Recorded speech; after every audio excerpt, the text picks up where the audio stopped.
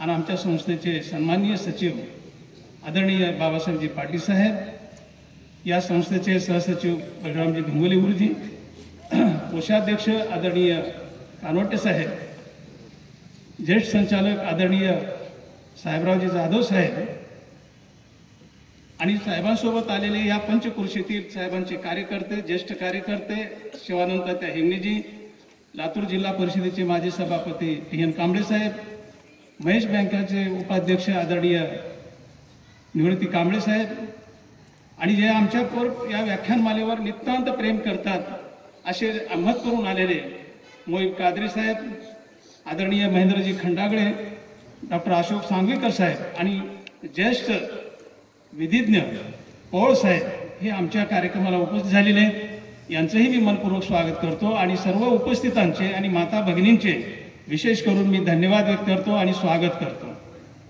मित्रहो, या व्याख्यानमालेला 18 वर्ष पूर्ण झाली. दररोज आपल्या मॅडम प्रास्ताविक होतं, पण प्रास्ताविकामध्ये प्रामुख्याने त्या महाविद्यालयाची ओळख करून देणं हे महत्त्वाचं मानलं जातं. पण उपस्थितांमध्ये सर्व कालची मंडळी आहे, म्हणून त्यांना असं वाटेल की कालही तेच होतं, परवाही तेच होतं, म्हणून मी त्याची पुनरावृत्ती करणार नाही.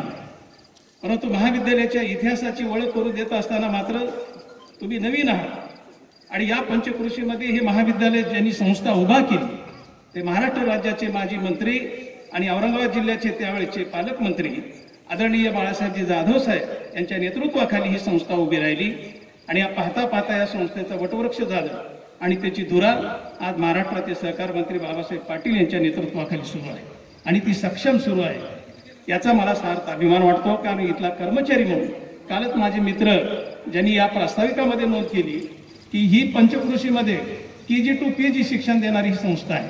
ग्रामीण भागामध्ये जरी ही संस्था असली तर या संस्थेनं KG to PG पर्यंत शिक्षण अत्यंत कमी दरामध्ये आणि संस्थेचा उद्देशच हा आहे की इथल्या वंचितांना सामाजिक न्याय देण्याच्या भूमिकेतून ही शिक्षण व्यवस्था निर्माण केली. अलीकडच्या काळामध्ये नवीन जी शिक्षण धोरणं निर्माण झाली त्या धोरणाला अनुसरून ही शिक्षण संस्था निर्माण झाली नाही, तर ही संस्था प्रामुख्यानं इथल्या सामान्यातल्या सामान्य माणसाला शिक्षण कसं मिळेल या उद्देशातून या सगळ्या गोष्टीची संस्था निर्माण करण्याच्या पाठीमागची भूमिका आदरणीय बाळासाहेब जाधव साहेबांची राहिलेली आहे. आणि म्हणून या माध्यमातूनच मी जास्त अधिक वेळ नाही घेता अगदी थोडक्यामध्ये मी या संबंधाने आपली महाविद्यालयाच्या संबंधानं भूमिका मांडत असताना, महाविद्यालय हे प्रामुख्यानं जरी KG to PG असलं तरी इथं 2 PG चालतात, एक समाजशास्त्र आणि एक MA हिंदी. त्या दोन्ही विषयातून आज या स्वामी रामानंद तीर्थ मराठवाडा विद्यापीठातून गोल्ड मेडल मिळालेलं आणि याच वर्षी मिळालेलं आहे. आणि साहेब आमच्या MC मेंबर असल्यामुळं साहेबांना ह्या गोष्टीची पूर्ण जाणीव आहे. जरी सिंगल फॅकल्टी असलं तर या महाविद्यालय आज स्वामी रामानंद तीर्थ मराठवाडा विद्यापीठाचं नेतृत्व करते मॅडम. कारण अनेक मोठी महाविद्यालय आहेत, प्रस्थापित महाविद्यालय आहेत, पण प्रस्थापित महाविद्यालय जरी असली तरी महाविद्यालयातलं नेतृत्व करण्याची क्षमता मात्र आदरणीय पाटील साहेब यांच्याकडून आम्ही धुरा घेतली. कारण यांनी असं सांगितलेलं आहे की तुम्ही शिका, पुढं जा, पेपरमध्ये लिखाण करा, पेपरमध्ये माझा प्राध्यापक वाचला पाहिजे, भाषण केला पाहिजे, ही भूमिका आदरणीय पाटील साहेब, आदरणीय माजी मंत्री बाळासाहेब जाधव साहेब यांची राहिलेली आहे, संस्थेची राहिली आहे. आणि त्यांच्यामुळे आम्ही या विद्यापीठाचं नेतृत्व आम्ही आतापर्यंत केलं. आणि म्हणून या अनुषंगानं ही भूमिका करत असताना केवळ महाविद्यालय मेरिट काढण्यापुरतं थांबत नाही, तर सामाजिक बांधिलकी म्हणून, कारण आम्हाला शिकवणच तशा पद्धतीची आहे की ही प्रबोधनाची परंपरा लोकांपर्यंत गेली पाहिजे, ही भूमिका आम्हाला संस्थेनं शिकवलं. आणि म्हणून या प्रबोधनाच्या परंपरेमध्ये आपले महाविद्यालय कुठंतरी सामाजिक बांधिलकी बाळगून त्या संबंधाची भूमिका आपण घेतली पाहिजे. याच्यासाठी आम्ही स्वामी विवेकानंद महाविद्यालयाच्या वतीनं आम्ही मोहनराव पाटील समृद्धी व्याख्यानमाला ही सुरू केली.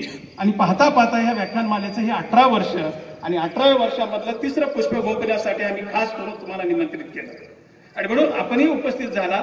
आमच्या निमंत्रणाला मी ज्यावेळेस तुम्हाला फोनवर डायलॉग केला त्यावेळेस लगे तुम्ही होकार दिला. याच्या पाठीमागे सर्वश्री आमचे सहकार मंत्री यांचा असल्यामुळं आम्ही त्यांचा फायदा घेणार आणि म्हणून तसा फायदा आम्हाला मिळाला. आणि तुमच्या कार्यक्रमाला विशेष करून महाराष्ट्राचे सहकार मंत्री उपस्थित आहेत, ही एक महत्वाची गोष्ट आहे. माझा वारंवार शब्द उल्लेख असा होत असला तरी साहेब आज महाराष्ट्राचं नेतृत्व करत आहेत आणि माझ्यासाठी आणि आमच्या महाविद्यालयासाठी ही जमेची बाब आहे. एका व्याख्यानमालेला महाराष्ट्राचे मंत्री उपस्थित राहतात, त्या व्याख्यानमालेची उंची वाढत जाते. आणि म्हणून ही प्रबोधनाची परंपरा चालू करण्याचं काम साहेबांच्या नेतृत्वाखाली जरी झालं तरी त्या माध्यमातून आम्ही ह्या सगळ्या गोष्टी करत असतो. केवळ व्याख्यानमाला चालून चालत नाही, तर व्याख्यानमालेमध्ये विचाराची परंपरा, नवीन विचार काय, नवं हवं काय, समाजाला आम्ही देणं लागतो काय, नवी आव्हानं कोणती ही शोधण्याची परंपरा या विचारपीठावरून निर्माण करता आली पाहिजे. आणि तशा पद्धतीची आम्ही विचार परंपरा या माध्यमातून आम्ही निर्माण करतो. जर विचारांची परंपरा जर खंडित पडली तर समाजाचं भाकीत, समाजाचं भवितव्य हे धोक्यात असू शकतं. आणि म्हणून ते समाजाचं जीवन धोक्यात जाऊ नये याच्यासाठी विचाराची प्रबोधन परंपरा ही महाविद्यालय व्याख्यानमालेच्या माध्यमातून आज समाजापर्यंत नेले जाते. सामाजिक मूल्य, परंपरा, एकात्मता आणि सांस्कृतिक वारसा टिकून ठेवण्यासाठी ह्या प्रबोधन परंपरेची, ह्या व्याख्यानमालेची आज गरज निर्माण झाली आहे. आज समाजामधलं भीषण वास्तव, आज 14 वर्षाचा 12 वर्षाचा मुलगा खून करतो, हे आपण कुठे निघालो? आज समाजामध्ये नाती संपत चालली आहे. मी समाजशास्त्र शिकवतो, समाजशास्त्रामध्ये वेगळं लिहिलं जातं आणि समाजाचं वास्तव मात्र वेगळं असतं. मग ह्या वास्तवाला गवसणी घालण्यासाठी, आपली परंपरा शोधून काढण्यासाठी आपलं एक शिक्षक म्हणून आपलं कर्तव्य ठरतं. आणि म्हणून त्या अनुषंगाने ही व्याख्यानमाला या संबंधाची यशोगाथा, एक सामाजिक विचारधारेची यशोगाथा म्हणून या ठिकाणी सांगतात. आणि मॅडम, ह्या महाविद्यालयामध्ये किंवा ह्या विचारपीठावर प्रामुख्यानं अनेक मंडळी, माननीय व्यक्ती निर्माण झाली आहेत किंवा ह्या संबंधानं आलेले आहेत. प्रामुख्यानं आम्ही 2006ला सुरू केली व्याख्यानमाला. बोधले महाराजांच्या नेतृत्वाखाली त्यांच्या हस्ते उद्घाटन करून आम्ही ही व्याख्यानमाला सुरू केली. आणि म्हणून त्या अनुषंगाने ही सगळे हे आम्ही पाहिलेलं आहे. आणि म्हणून या व्याख्यानमालेमध्ये आम्ही विषय देताना देखील नवी आव्हाने, नवी दिशा कोणत्या पद्धतीची निर्माण झाली पाहिजे या संबंधीचे आम्ही विचार करतो. आणि तसं पाहिलं तर हे वर्ष भारतीय संविधानाचं, पण भारतीय संविधानाच्या संबंधानं आम्हाला चर्चा करायची होती, परंतु त्या अनुषंगाचा थोडा काही प्रश्न निर्माण झाला म्हणून आम्हाला ती करता आली नाही. परंतु त्याच अनुषंगाचा एक उपलक्ष म्हणून आम्ही या पद्धतीची व्याख्यानमाला आम्ही सुरू केलेली आहे. तर या संबंधाचं आज या प्रामुख्यानं या गोष्टीची मी विचारधारा या ठिकाणी थांबवतो. आणि प्रमुख पाहुण्यांचा परिचय करून देणं ही सुद्धा माझी तितकीच जबाबदारी आहे. कारण आज मला माहित आहे की आपला थोडासा मी पुष्प तिसरं आहे आणि तिसरं पुष्प असल्यामुळे थोडी जबाबदारी जास्त होती. कारण आम्ही ही परंपरा चालवत असताना या प्रामुख्याने या माध्यमातून एक नवीन विचार घेऊन पुढे जाण्याचा प्रयत्न करतोय.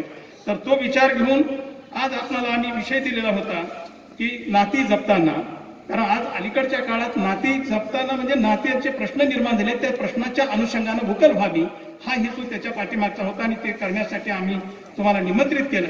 म्हणून आजचे वक्ते जे आहेत अंजली अभय धानोरकर, मी यांचा थोडक्यात अगदी परिचय देतो. परिचय हा खूप मोठा आहे, 3-4 पानाचा आहे, परंतु मला ज्या काही गोष्टी आवडल्या किंवा ज्या महत्वाच्या वाटल्या त्या अनुषंगाने मी या ठिकाणी मांडणी करतोय. मॅडम सध्याला उपजिल्हाधिकारी म्हणून छत्रपती संभाजीनगर येथे कार्यरत आहेत. सोबतच सहसंचालक महाराष्ट्र कृषी शिक्षण व संशोधन परिषद पुणे या पदावर देखील त्या कार्यरत आहेत. प्रामुख्यानं यांचं शिक्षण BA MMCJ अशा स्वरूपाचं झालेलं आहे. आणि त्या प्रामुख्यानं 11वी पासून सतत टॉपर राहिलेले आहेत. आणि साहित्याच्या आवडीमुळे त्यांनी कला शाखा घेतलेली आहे. आज विज्ञानाकडे ओढ मोठ्या प्रमाणात आहे, पण विज्ञानाकडे मोठी ओढ असताना देखील त्या काळामध्ये मॅडमनी मात्र कला शाखा ही निवड केली. आणि त्यातून लोकसेवा आयोगाच्या स्पर्धा परीक्षेमधून त्यांची निवड होऊन ते तहसीलदार झाले. 1998ला तहसीलदार झाले. आणि